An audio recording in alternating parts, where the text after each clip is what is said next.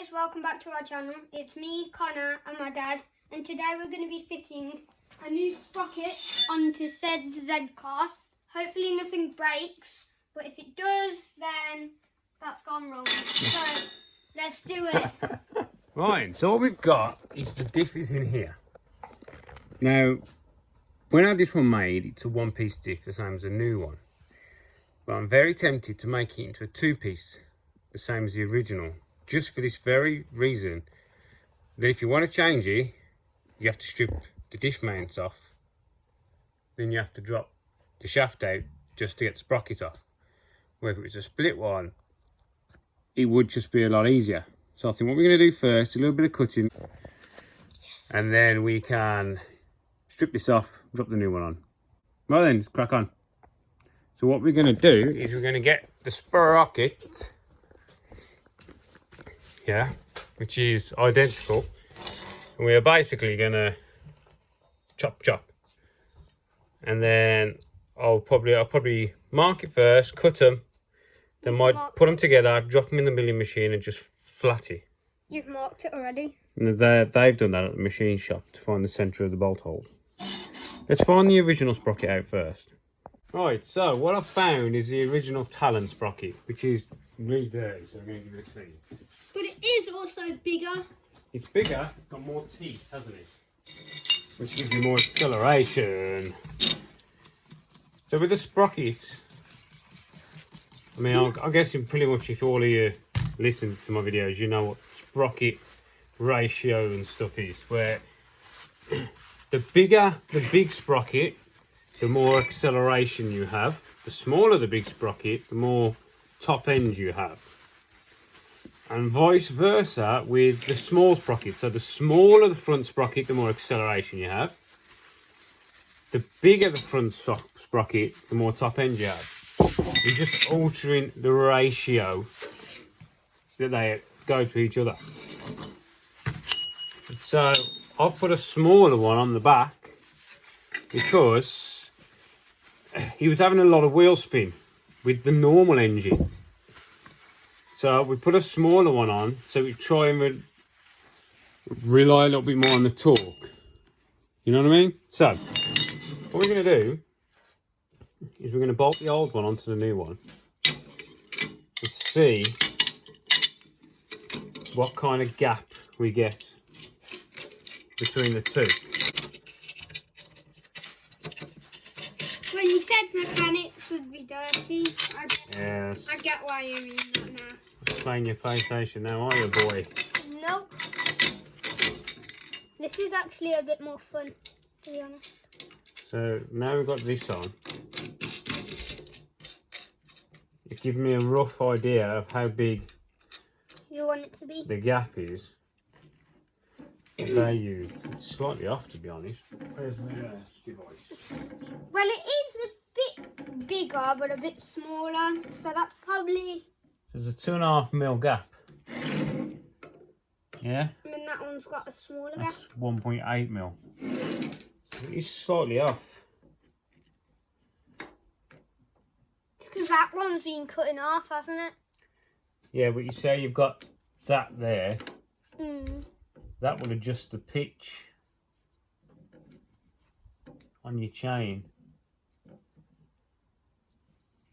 So you have to make sure you get it right. The pitch is from the top of the one tooth to the top of the next tooth. That's your pitch. So if that is too big or too small, your chain doesn't fit correctly, which is the problem with the new one that's on there now.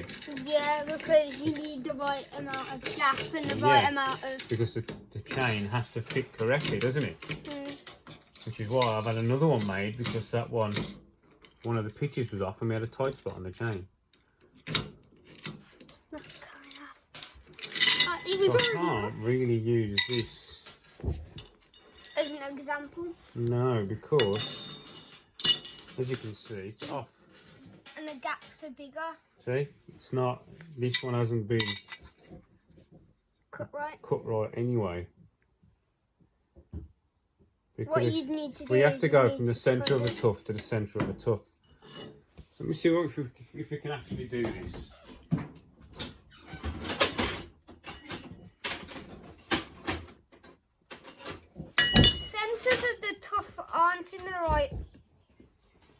in the right places. We've got to make sure. See, that's the top of a tooth. Got to find the bottom of a tooth. It is also. Yeah, see how it's on the top of every tooth? It means it's not in place right. So we need it to be Straight like at that. the bottom. Like that. And then like Two that. opposites. That's one. Yeah. So would you want it that? I'd say there because that's better. And then it's even on both sides. I just want to get some measurements done. So that's 47 mil.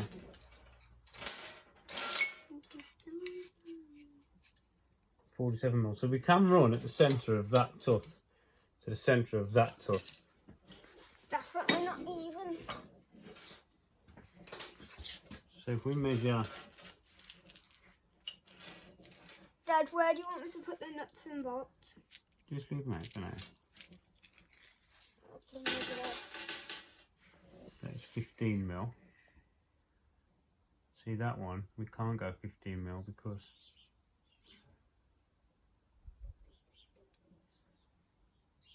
I think it's going to be there.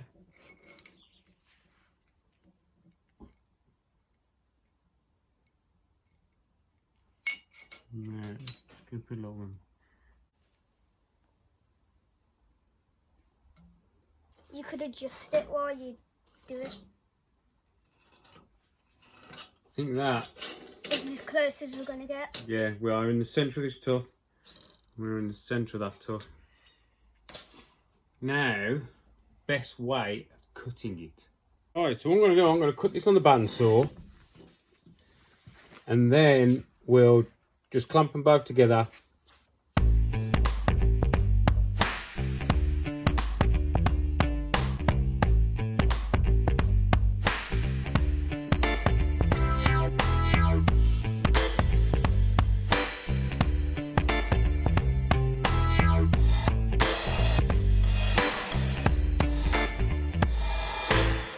Alright, so I've cut through that now. And that blade is, I think it's 1.2 mil. Right? If I close it up, put a bolt through. Will it go straight through? We do not match. You see the edges? Oh, yeah. But that's because of the teeth. If I take that off, turn it over, put it back in, just to prove the measurements were right. Look at it now. It's matched. It's matched. So the measurements We're technically correct. are right. It's just because it's an off number of teeth for the PCD of the bolts. Do you know what I mean? So technically, we got it right. Correct. It's just it's slightly a little bit wonky. So now what I can do is I can either put them in the milling machine or sand them on the belt sander. I might just sand them on the belt sander, to be honest, because we don't really want to take that much material off. Yeah, and you can get carried away when you're on a milling machine. But I want to get the centre nice, and just nip these up. Now this is what it would have looked like if we got it wrong. It would have been wonky, not correct, parts hanging over. Wonky donkey. That's what my school teacher So one of the main issues with this one is the centre bore. It's miles out, as in there's a step. Yeah. Where this one, I've perfect. not got any Now, I designed this sprocket, so I know the measurements are good. So what I'm going to do now is just literally going to touch that on the belt sander just to take that edge off, because sharp ridges can become a weak point. Yeah, fine.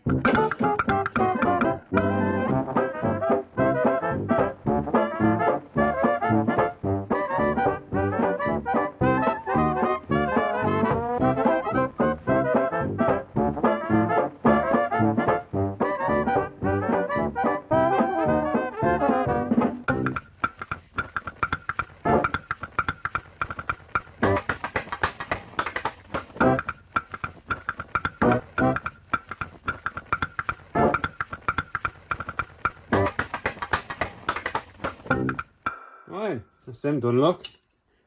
They're literally belt sanded.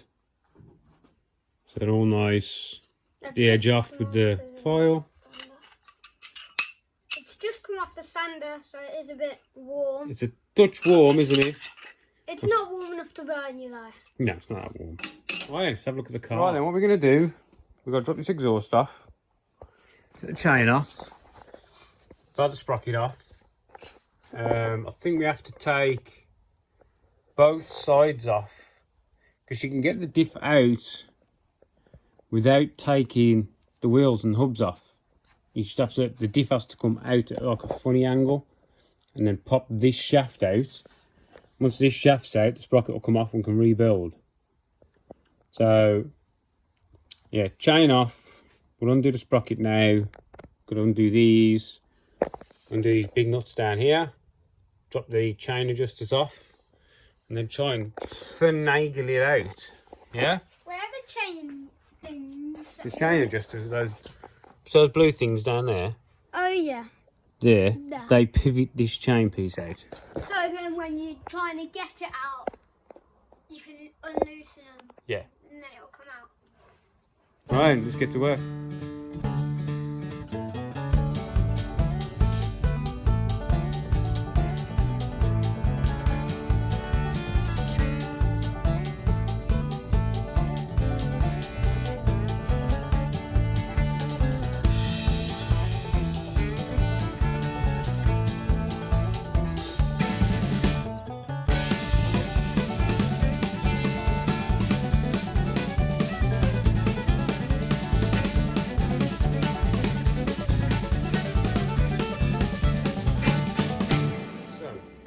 I ended up taking the fucking old diff out. I just couldn't get the bearing off.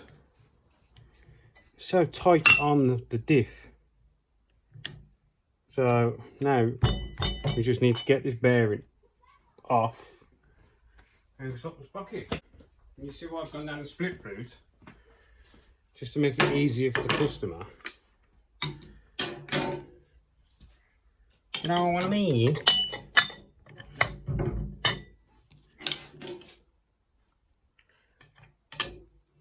So he's got to change this. It's going to be a right pain, isn't it?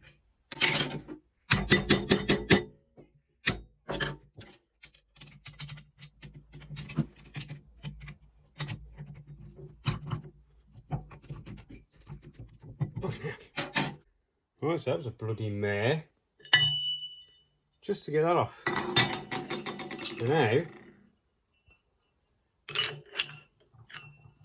we can get the new one on.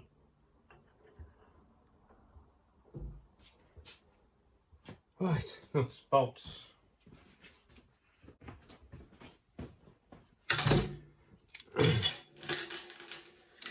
We use the same bolts and washers.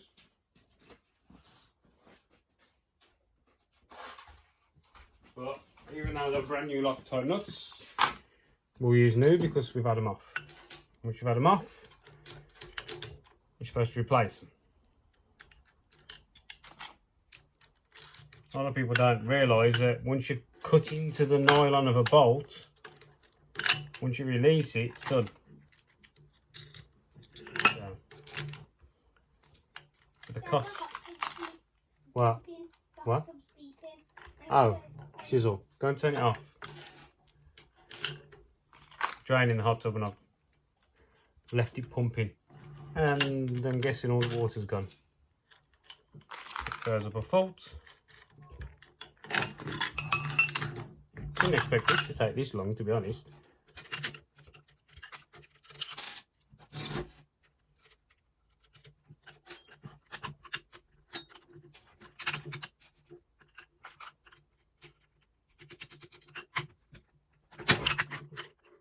There, it's so stiff.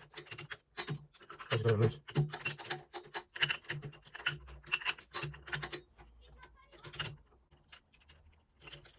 Let's ready it off.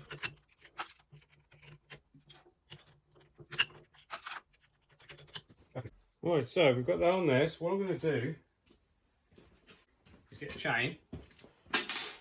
Because it's a split sprocket, you have to set it, right? So we get a chain, the cable tie.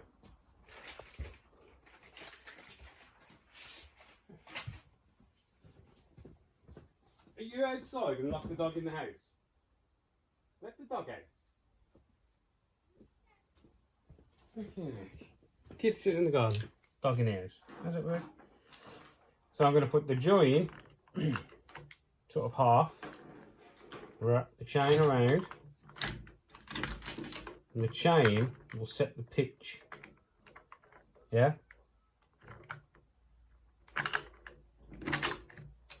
I'll get it on.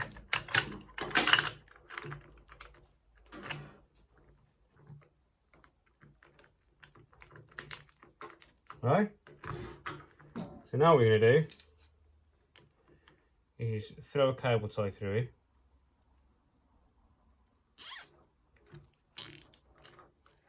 Now we know that the sprocket is in the pitch, isn't it? You know what I mean? It can't really go anywhere. Can't go in, can't go out.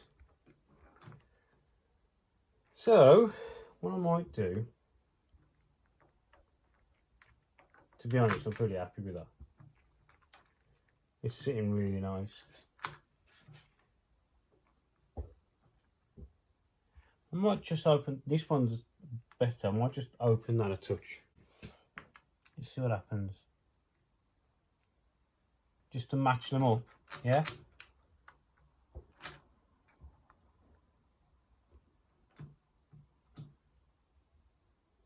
That's all it needs.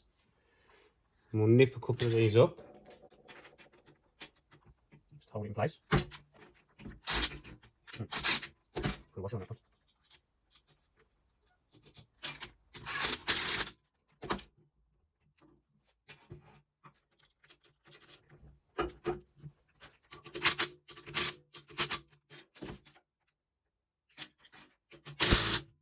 There we go. Chain fitted.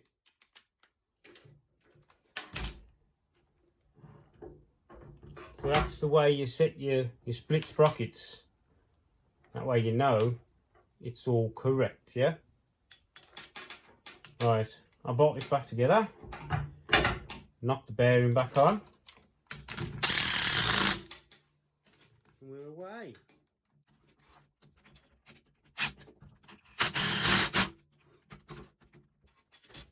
Yeah.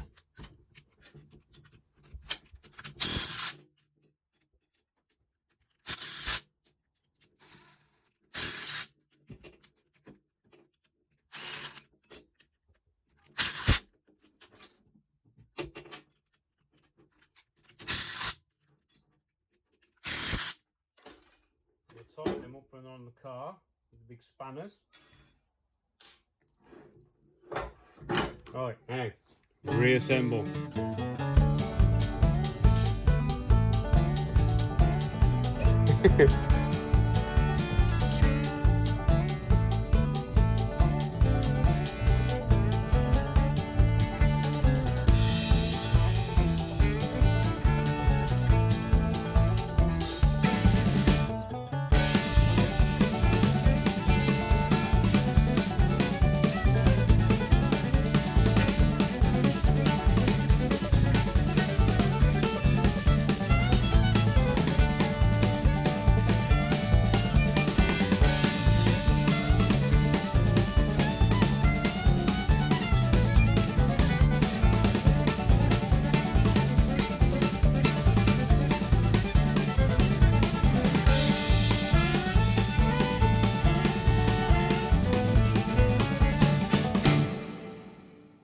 There we go, back together.